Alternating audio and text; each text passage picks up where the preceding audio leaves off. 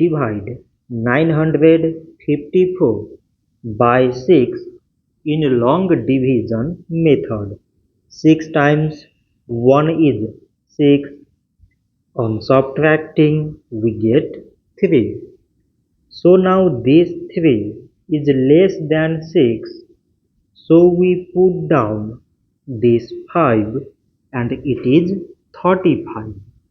6 times 5 is 30.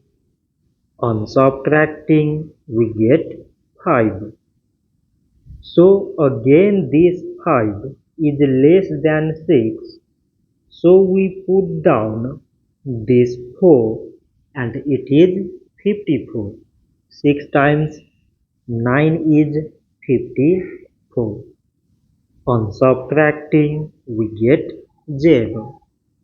So 954 divided by 6 is 159.